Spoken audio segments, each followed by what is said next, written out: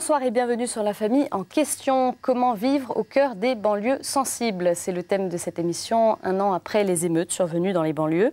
Trop souvent stigmatisées, enfermées dans des clichés, la vie dans les cités ne se résume pourtant pas à la violence. La majorité des habitants y mènent une vie sans histoire. Ils travaillent, leurs enfants vont à l'école, même s'ils rêvent d'une vie meilleure. Face aux difficultés, des projets en tout genre voient le jour pour améliorer le quotidien. C'est ce que nous allons voir avec nos invités ce soir. Philippe Bertrand, bonsoir. Bonsoir. Vous vivez à la Cité des Fauvettes à Neuilly-sur-Marne, en Seine-Saint-Denis, en banlieue parisienne. Nous vous verrons dans un reportage.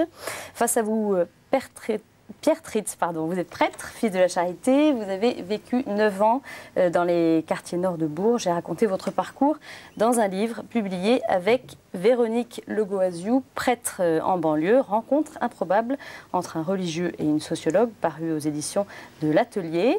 Et puis enfin, nous retrouvons le père Stan Rougier à nouveau et cela nous fait plaisir. Bonsoir père, vous intervenez régulièrement dans La Famille en question et vous nous apporterez votre regard en fin d'émission. Mais avant d'entamer notre discussion, je vous propose de voir ce reportage réalisé chez vous, Philippe, à Neuilly-sur-Marne, en Seine-Saint-Denis. Pour vous, la vie en cité permet de s'ouvrir à d'autres cultures. Elle est donc source de richesse. Le sujet a été réalisé par Guillaume Roubert et Laure Vintroux. Regardez. Philippe Bertrand, 47 ans, habite avec sa femme et 2 de ses 3 enfants dans la Cité des Fauvettes à Neuilly-sur-Marne, dans la Seine-Saint-Denis. Philippe est un enfant du 9-3. Il ne se voyait pas vivre ailleurs. Pour lui, vivre en Seine-Saint-Denis est un plaisir. Ah non, je m'y plais. Je m'y plais à Neuilly-sur-Marne. Mon épouse, elle est de Neuilly-sur-Marne aussi. Et puis on a une vie associative. Les enfants, leurs copains, les copines. Il y a une vraie vie ici. En plus, Neuilly-sur-Marne, on a quand même de la chance. C'est une ville où 1/3 de la ville est composée d'espaces verts. Il y a un grand parc des 33 hectares, il y a les bords de Marne. On peut rejoindre Paris ou la base de loisirs de Vers à pied, en vélo ou en roller sans prendre la voiture. La Cité des Fauvettes est comme chaque cité. Des tours, un peu de verdure et des tours. Mais malgré l'aspect béton, ces tours sont remplies d'humanité. On a beaucoup de nationalités ici. On a des copains tamouls, on a des copains antillais, africains, du Cap-Vert, des communautés portugaises aussi. Tout le monde se brasse ici et ceci c'est une chance parce que justement ça permet de causer avec d'autres, de se connaître un petit peu en fin de compte. Et ça c'est important pour tout le monde. Je pense à Marie, une copine africaine du Burkina Faso, elle nous fait ses petits plats le vendredi parce qu'elle mange que du poisson le vendredi. Bah, c'est fabuleux, c'est autre chose quoi. Mais cette diversité peut aussi avoir un effet perverse. En effet, les jeunes de banlieue sont souvent connus pour leur délinquance.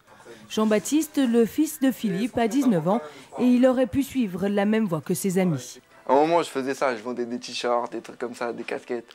Mais au bout d'un moment, je me suis rendu compte que franchement, ça ne servait à rien. Le jour où je me ferais serrer, se faire juger pour des t-shirts ou des casquettes, franchement, ça fait vraiment pitié, quoi. Je me suis dit, ça ne sert à rien. Mais même si l'argent facile ne l'a pas laissé indifférent, le jeune homme a suivi les voies de la raison. Moi, en fait, je fais un bac pro boulangerie. Et donc avant de faire mon bac pro boulangerie, j'ai fait 12 ans de pâtisserie. Donc j'ai déjà mon CAP de pâtissier. Et là, j'ai mon CAP de boulanger. Et je veux passer mon bac pro pour plus tard, soit partir à l'étranger, soit si je peux faire les saisons. Faut pas croire que tous les jeunes de banlieue sont là à rien foutre. Hein. Ils bossent quand même. Enfin, je dis pas tout le monde. Mais il y en a qui sont à l'école, genre au lycée.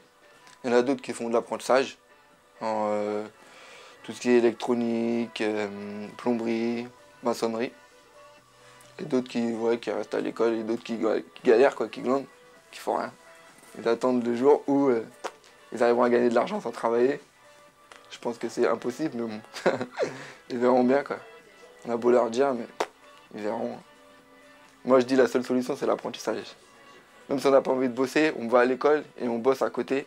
Et on gagne un peu d'argent de poche pour démarrer un peu la vie, quoi.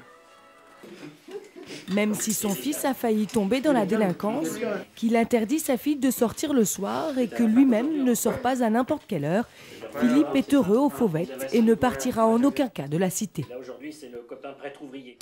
Alors Philippe Bertrand, vous ne partirez en aucun cas. Pourquoi est-ce que vous avez fait ce choix de vivre dans une banlieue dite sensible? Alors, je suis déjà un enfant du 93. Je suis né à Montreuil, j'ai passé toute ma vie en cité.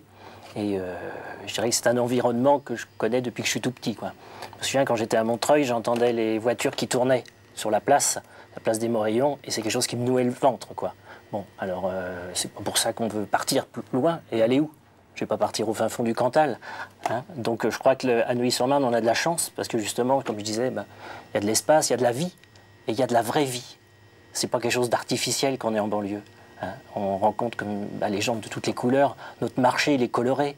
Je trouve que c'est une chance, c'est même une force pour nos enfants plus tard.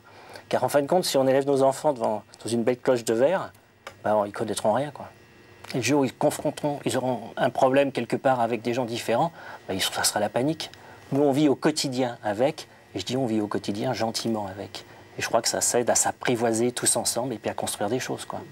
Malgré tout, il y a un environnement autour qui peut être fragile, difficile. Bien sûr. Alors, comment est-ce que vous éduquez vos enfants dans cet environnement? Je dirais comme des parents, tout simplement. C'est vrai qu'on dit, on ne laisse pas sortir notre fille. Claire, elle a 15 ans.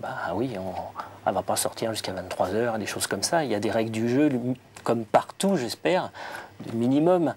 On dit, oui, on ne ferait pas certaines choses. C'est sûr, on ne va pas les retirer de l'argent au distributeur à 23 h non plus. Mais bon, il y a des règles du jeu. Quand il fait nuit, on ne sort pas. Ou si on sort, on ne va pas provoquer non plus. Hein? Ça veut dire qu'on est parents, mais parents, ça veut dire être attentif, accompagné, et aussi on est parents par le dialogue. Je crois que si on cache des choses, si on protège trop, s'il n'y a pas ce dialogue, on perd notre temps, quoi. Mais vous n'avez pas peur des influences extérieures, des bandes, des jeunes qui peuvent traîner un peu dans les cages d'escalier? Pour votre fils notamment, parce que votre fils a été un peu tenté de s'embarquer un peu dans ça fait partie de la les actions génération délinquantes. et puis des copains faciles et puis la tchatch facile, quoi, en plus, hein. Donc bon, je crois qu'il faut être prudent un petit peu dans tout ce qu'on veut mettre derrière le regard justement des jeunes, parce que les jeunes, quand vous en rencontrez un, vous le rencontrez dans le bus, vous l'avez déjà vu, vous échangez 3 mots, c'est un petit gars sympa, quoi. Vous le retrouvez à 8 ou 10, l'histoire n'est pas la même, quoi. Donc je crois qu'il faut être prudent dessus. Je vois Jean-Baptiste, quand il se promène avec ses copains dans la petite Saxo et compagnie, c'est sûr, ils sont arrêtés régulièrement en voiture. Parce qu'il y a un black, parce qu'il y a ceci, parce qu'il y a cela, et puis c'est comme ça. Mais en même temps, on peut vivre ça, on peut vivre de ça. Donc je crois qu'il y a le dialogue, je crois que c'est hyper important, ça. Au moment des événements de banlieue, s'il n'y avait pas des discussions, s'il n'y a pas eu des temps plus forts, en expliquant, en posant des questions, qu'est-ce que t'en penses, toi? Peut-être qu'il serait resté sur une crainte ou quelque chose comme ça. Mais je crois que non, il faut aller au-delà. Désamorcer un peu les craintes bien sûr. et les questions. Et pour vous, est-ce que vous vous sentez utile dans cette banlieue? Parce que je précise que vous êtes chrétien engagé dans différents mouvements, l'Action catholique ouvrière, l'ACE, l'Action catholique pour les enfants. Est-ce que vous pensez que vous avez un devoir, une mission à accomplir en étant là où vous êtes? Je pense que ces mouvements ont un rôle éducatif. Et qu'à partir de là, ça apporte quelque chose. On ne le fait pas pour soi, on le fait pour les autres. Quand on voit que l'Action catholique des enfants, que la campagne d'année, cette année, c'est il ne faut pas se battre, on n'est pas là pour se battre, osons cultiver la paix. Je crois qu'en partant sur des thèmes comme ça avec des enfants, il y a quand même un morceau d'espérance et d'espoir. Je crois que c'est là-dessus qu'il faut jouer. Alors surtout que quand on a des enfants de nos cités, on a des enfants de toutes les couleurs, hein. On a des enfants les plus divers, et je crois qu'il faut miser sur des choses comme ça, avec ce pari d'espérance. Oui, c'est peut-être pas moi qui vais récolter, mais c'est pas grave, ça. Et vous vous sentez plus utile là où vous êtes aujourd'hui que si vous étiez au fin fond du Cantal, comme vous disiez? Oui, au Cantal, je ferais autre chose. Tire aux champignons. Il y a quand même une volonté un petit peu de faire quelque chose, de faire que les choses bougent. Vous avez envie. Oui. Ça motive le fait que vous habitiez aujourd'hui à Neuilly-sur-Marne? Oui, tout à fait. Oui, tout à fait. Je crois qu'on ne peut pas s'ennuyer aujourd'hui, parce qu'il y a tant à faire, tant à donner. Et ça, je crois que si on ne peut pas rester... quand je vois certains collègues qui me racontent le dimanche tout ce qu'ils ont regardé à la télé, je me dis, mais quelle tristesse! Alors qu'il y a tant de choses à partager, à donner, à s'investir, même petitement. On n'est pas forcé de passer tant de réunions, mais petitement. C'est formidable, ça. Et je crois que ça fait partie de la richesse. Autant qu'on reçoit, mais autant qu'on donne. Et on ne mesure pas tout ce qui se passe, en fin de compte, tout ce qu'on donne, quoi. Et je crois que c'est beau, ça. Une question sur votre engagement de chrétien. Pour vous, comment doivent agir les chrétiens en banlieue? Comment ils doivent agir? Comme ils peuvent, déjà par le sourire, s'ils peuvent, hein, par la poignée de main tendue, par oser aller vers l'autre, par avoir l'espérance de l'ensemble. Parce qu'en fin de compte, on n'est pas chrétien qu'à la messe, On est chrétien quand on prend son ascenseur, quand on va au marché. Peut-être qu'on se bouscule le jour dans le métro, même si c'est un gars qui est grand comme ça et compagnie, excusez-moi, bonjour. Il y a des choses possibles à faire. On n'est pas chrétien en faisant les super-héros. C'est du travail de quotidien, de sourire, et puis on ne s'affiche pas chrétien. Vous ne l'affichez pas là. Les gens ne le savent pas autour de vous. Ils le savent parce qu'ils entendent des choses et puis ils nous voient à tel moment. Mais sinon, non, on est là. Un chrétien, être chrétien, ça se vit. Mais ça se vit hors d'église aussi. Et je crois que ça, c'est hyper important, ça. Parce que dans l'église, on est bien protégé, serait-ce que dans notre église. Mais ça se vit aussi bien au travail. Ça se vit dans tous les lieux où on est. Je me tourne vers vous, Pierre Tritz. Vous êtes prêtre, fils de la Charité, et vous avez créé l'école des parents dans les quartiers nord de Bourges. Alors, vous allez nous dire dans un instant de quoi il s'agit. Mais voyons tout d'abord l'extrait du documentaire La Cité des parents. Un extrait qui nous montre un petit peu une initiative similaire, une maison des parents installée dans une cité en banlieue parisienne où des groupes de parole sont mis en place pour aider les parents à élever leurs enfants. Regardez. Être parent veut dire avoir deux combats. En tout cas, être parent dans ces quartiers-là, il faut avoir deux combats. Le premier combat, c'est envers nos enfants. Leur demander de respecter la société. Le deuxième combat, c'est envers les autorités françaises. Vous devez vous organiser, s'imposer. Et si vous voyez l'injustice, vous le dénoncez légalement. Ah oui? Pas comme fait les enfants. Donc on doit, prenez vos cartes, votez, protestez, organisez-vous, c'est tout. Comme ils ont dit que Sarkozy a fait que ce sont des racailles. J'ai dit, mais vous pouvez montrer à Sarkozy que vous n'êtes pas des racailles. Voilà, mais autrement, ça allait casser n'importe quoi. Voilà. Les bis, c'est nous les pauvres qui prenons les bis. Voilà. Les riches ne prennent pas les bis. Voilà. L'école maternelle, c'est les pauvres qui sont là-bas. Les riches, eux, leurs écoles, c'est à part. Normalement, le médiateur ne doit pas convaincre. Mais puisque nous sommes là, je dis que faites comprendre à nos enfants qu'ils doivent vivre ici, dans ces pays. Il y a des règles, il y a des lois sur lesquelles ils peuvent s'appuyer et vivre très bien et protester convenablement. Pourquoi pas faire une manifestation de tous les banlieues vers Paris sans rien casser? Alors Père, on voyait ce reportage de la maison des parents, ça ressemble un peu à ce que vous avez vous créé? Oui, d'une certaine manière, et ces lieux de parole qui sont des lieux aujourd'hui très très importants dans ces quartiers sensibles, pour pouvoir dire sa propre rancœur, pour pouvoir dire son amertume, mais aussi pour pouvoir dire des choses qui sont belles et qui se réalisent. Et donc ce lieu que j'ai mis en place, qui s'est pas appelé, je dirais, école de parents au départ, puisque en fin de compte, ça s'est fait suite à une rencontre de parents, d'enfants, que j'accompagnais en catéchèse, donc des enfants de CE2, rencontre de parents habituels avec une bonne participation de la part des parents qui venaient à ces rencontres. Et ce soir-là, arrive une maman d'un des enfants qu'on avait en catéchèse et qui était en larmes, en pleurs, et elle venait de se faire battre par ses enfants. Et elle débarque de cette manière-là dans cette rencontre de catéchèse. Ce qui est sûr à ce moment-là, c'est que ce qui était prévu avec les animatrices, eh bien, nous l'avons laissé de côté pour pouvoir non pas répondre à la maman en question, mais essayer de comprendre qu'est-ce qui se passait, qu'est-ce que c'est cette violence au niveau des enfants qu'on pouvait rencontrer dans la vie de famille ou bien dans le quartier, etc. Et donc tout a tourné autour de la question des droits et des devoirs des enfants vis-à-vis des parents et, voilà, et des parents vis-à-vis des enfants. Donc toute la question autour de l'éducation, l'éducation. Et donc des parents, et c'est là qu'on a senti des parents perdus dans les points de repère à donner par rapport aux enfants, ne sachant pas très bien, et puis dans la société française, comment s'y prendre, etc. Voilà. Donc on s'est dit... quoi faire? Et c'est là que des parents me disent, eh bien, puisque tu connais bien le quartier, tu peux nous aider, etc., eh bien, tu nous mets en place une école de parents. Alors en disant, mais attendez, c'est pas mon job. Mon job premier, c'est pas ça. Je ne suis pas fait pour faire une école de parents. Mais je veux bien que, avec d'autres, qu'on en réfléchisse et que l'on essaye de construire quelque chose ensemble.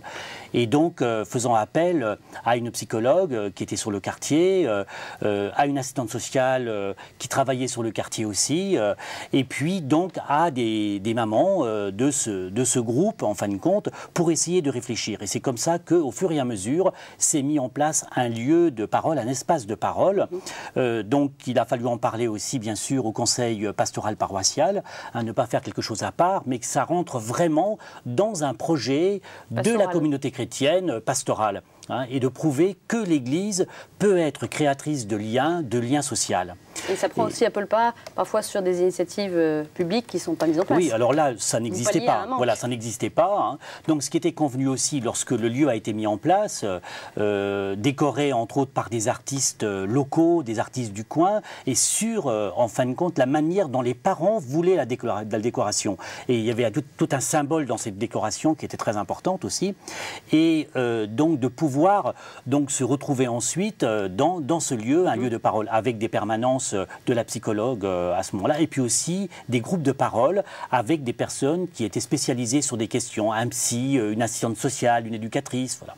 Mais en disant bien aussi que ce lieu, c'est la communauté chrétienne qui le prenait en charge, qui était garante de ce qui se passait, mais si les pouvoirs publics mettaient en place un lieu semblable, eh bien nous, à partir de ce moment-là, on se retirait. Pour laisser, je dirais, la société répondre à ses besoins. Et c'est ce qui s'est passé quelques années après. Et aujourd'hui, ce lieu qui s'appelle Rivage continue d'exister, accueille des parents. Il y a même une psychologue qui aujourd'hui fait des vacations. Et qui est en lien avec le centre de santé communal de la ville et donc ils partagent 2 appartements avec une autre association qui sont les réseaux d'échange anthropologique de savoir. Une question, Père, sur le fait d'être prêtre en banlieue. Qu'est-ce que ça englobe comme notion? Est-ce que c'est un ministère un peu différent d'un prêtre qui serait dans le centre d'une ville? Ma première réponse, et lorsqu'elle m'est posée souvent, je dirais par des journalistes, c'est de dire du bonheur. Du bonheur, du bonheur. De vivre au quotidien avec ces hommes et ces femmes par un choix répondant, je dirais, à une vocation, à un appel que j'ai ressenti et de vouloir rejoindre ces hommes et ces femmes dans ces quartiers sensibles, ces quartiers difficiles, répondant aussi, je dirais, au charisme de la congrégation, puisqu'on est fait, je dirais entre guillemets, pour vivre dans ces quartiers, c'est de vivre au quotidien cette proximité active avec des hommes et des femmes. Donc dans leur quotidien, d'être proche d'eux, d'essayer de les comprendre, d'être au coude à coude avec eux dans ce qui fait leur quotidien, et à travers, je dirais, cette proximité, d'être témoin aussi de cette tendresse et de cet amour de Dieu pour chacun, quelle que soit la couleur, quelle que soit la langue, quelle que soit l'ethnie, d'où qu'on vienne, et quelle que soit, je dirais, la pauvreté, la précarité dans laquelle je suis. Chacun est aimé d'une manière particulière par Dieu et pleinement. Il n'y a pas de différence à ce niveau-là. Et donc c'est de témoigner de cet amour, en fin de compte, au quotidien, qui est vécu avec, je dirais, ces hommes et ces femmes. Quel pastoral familial développé pour vous en banlieue, parce que vous l'avez vu au travers de votre expérience, et vous travaillez toujours sur cette question de la pastorale en milieu populaire? C'est une question très importante, je dirais, cette pastorale familiale, et je pense que l'Église, en tant que telle, je dirais, a des éléments à apporter, des éléments de réponse, c'est-à-dire que permettre, par exemple, ces lieux de parole dont on parlait, de pouvoir en créer d'autres et d'être inventif à ce niveau-là, d'oser créer ces lieux où des personnes vont pouvoir dire, peut-être dans un premier temps, leur rancœur, leur amertume par rapport à ce qu'ils vivent de difficile, de parler de ce qu'ils subissent par rapport à l'école. Je pense à des mamans pour qui l'école était un lieu vraiment d'intégration au niveau de leurs enfants et qui sont déçus parce qu'il y a une discrimination, parce qu'ils ne sont pas acceptés en tant que tels, parce qu'on les juge en disant mais vous ne savez pas éduquer vos enfants, etc. Je dirais que des lieux puissent entendre cela et que dans des paroisses, des lieux de parole puissent exister à ce niveau-là, de grande liberté, de pouvoir s'exprimer. Voilà, je dirais ça, ça fait partie de cette pastorale familiale, laisser la parole s'exprimer pleinement, et puis alors ensuite de voir comment essayer de faire bouger des choses, comment essayer de renvoyer sur d'autres lieux où des projets peuvent être vécus par rapport, je veux dire, par rapport à l'éducation, par rapport aux questions difficiles, aux questions de violence, et puis essayer de témoigner à travers ces lieux aussi. Voilà, on est, je dirais, dans une communauté qui se dit chrétienne, et donc de pouvoir témoigner aussi là d'une manière visible et lisible de l'Évangile en tant que tel. Donc il manque un peu ces lieux de parole, il n'y en a pas assez. Je crois que des lieux de parole, il faut que des communautés puissent répondre. Alors il y a des lieux qui existent, je prends ce qui se vit dans les mouvements d'Action catholique, ce qui peut se vivre dans des groupes de recherche au niveau catéchétique. Il y a ces lieux, mais sans doute qu'il y en faut encore davantage, et essayer de les croiser. C'est-à-dire que je crois que ce qui est important, c'est qu'il y ait une synergie qui s'opère au niveau de nos communautés chrétiennes, des réseaux qui sont différents, qu'il y ait une forme de transversalité, et que chacun, au niveau pastoral, puisse dire bien sûr ce qu'il vit, je dirais dans ce qu'il vit en tant que croyant, en tant que chrétien, mais de pouvoir croiser nos recherches et de créer des réseaux qui soient capables d'avoir des priorités. Et pour ces quartiers, c'est une expression de Jean-Luc Brunin, l'évêque d'Ajaccio, qui parle de réseau évangélique prioritaire. Eh bien, je me dis, c'est un défi que l'Église a à relever, et c'est une urgence pour l'annonce de la bonne nouvelle aujourd'hui. Merci Père, et je me tourne à présent vers vous, Père Stan Rougier, pour les dernières minutes de cette émission, pour nous apporter votre éclairage sur ce qui a été dit. Alors vous avez aidé vous-même des délinquants pendant 3 ans. Comment accompagner des jeunes, des parents dans un environnement difficile? Également, j'ai été aumônier de lycée pendant 40 ans. Et donc, je rencontrais des jeunes de tous les milieux. Et à l'heure actuelle, quand je suis invité dans des lycées techniques, c'est aussi ce genre de jeunesse que je rencontre. Il y a une parole qui me vient en écoutant ce que je viens d'entendre, c'est « un arbre qui tombe fait plus de bruit qu'un arbre qui pousse ». Et là, les 2 témoignages qu'on vient d'entendre de Philippe et du Père Tritz montrent qu'il se fait des choses magnifiques, mais qui sont peu connues, qui sont peu orchestrées. Les médias mettent le projecteur sur... ce qui va mal. Oui, ce qui va mal, ce qui va très mal même parfois. Des choses parfois même horribles qu'on entend. Hier soir à la télé, on nous parlait d'un type qui était venu pour une sinusite et puis on l'a rendu aveugle. Je pense que tous les hôpitaux, c'est pas ça. Et dans les banlieues, il n'y a pas que de la violence, il y a aussi beaucoup d'amour, il y a aussi beaucoup d'écoute. Je pense également à autre chose, c'est Saint-Exupéry qui rencontre une famille d'émigrés et puis un petit bébé qui est là et il dit peut-être cet enfant n'aura pas tous les moyens culturels pour faire naître tout son potentiel et je suis peut-être devant Mozart assassiné. Je crois que dans un certain nombre de lieux, on peut se dire qu'il y a des êtres qui pourraient s'épanouir merveilleusement, mais qui ne reçoivent pas toutes ces possibilités qui devraient être offertes à tout le monde, parce que l'héritage de la culture, il est à tous. Qu'est-ce qui en est aujourd'hui de la culture populaire? Qu'est-ce qu'on a fait des maisons de la culture? Qu'est-ce que c'est devenu tout ça? Moi, je suis heureux d'entendre ce que je viens d'entendre là tout de suite, parce que voilà ce qu'il faut qu'on entende aujourd'hui, qu'on sache qu'il y a des jeunes qui ont envie d'exister. Alors, quelquefois, même, ils font des coups fourrés pour se faire remarquer, pour avoir une identité.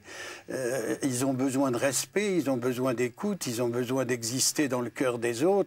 On vient de parler de la tendresse de Dieu pour eux.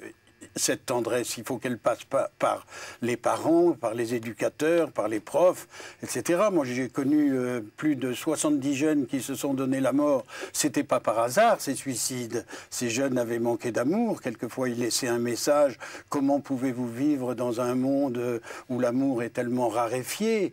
Une fille qui s'était suicidée après avoir écrit « Je suis laide dans vos yeux ». On sent ce besoin d'être écouté, d'être entendu, d'exister. Et le besoin aussi de rencontrer des gens comme Philippe ou le Père Tritz, qui sont des grands vivants et qui donc peut montrer à ces jeunes que avancer dans la vie, c'est pas de devenir un... Tout à l'heure, j'étais dans le métro et j'entendais des jeunes qui discutaient de leurs profs et ils disaient tout un tas de vacheries. Et l'un d'entre eux disait, peut-être nous aussi, on va devenir aussi ouf quand on sera vieux. Ça m'amusait. Je me disais, tiens, je vais à une émission où on va parler de ces choses-là. Ils se rendent compte qu'il y a peut-être un problème, quoi, que devenir adulte n'est pas forcément facile, mais que s'ils rencontrent des adultes qui sont des vrais vivants, avec une foi vivante, la foi, elle se transmet, on l'a dit tout à l'heure, elle se transmet par le sourire, par la joie, par l'entraide, par la fraternité. C'est pas uniquement la présence à l'église qui transmet le message de Jésus-Christ, heureusement. Merci Père On vous retrouve très prochainement. Quelques contacts d'associations avant de nous quitter. La JOC, la Jeunesse ouvrière et chrétienne, qui agit pour que chaque jeune trouve sa place dans la société. Alors, le site internet figure sur vos écrans, www.joc.asso.fr. L'Action catholique des enfants, son site internet ace.cef.fr. Également l'Action catholique ouvrière qui est présent partout en France, son site internet www.acofrance.net. Et puis également un livre à mentionner, intéressant justement, qui recense des actions originales dans les quartiers, banlieues créatives en France, 150 actions en matière sociale, culturelle et économique, signé Anne Doncois, et c'est paru aux éditions Autrement. Enfin, un dernier mot avant de nous quitter, nous lançons un appel à témoins pour une prochaine émission sur le thème « Comment parler de l'homosexualité en famille ?» Un membre de votre famille est homosexuel, comment aborder ce sujet avec vos enfants? Si le projet vous intéresse ou si vous souhaitez en savoir plus, n'hésitez pas à m'appeler au 01 73 02 22 09.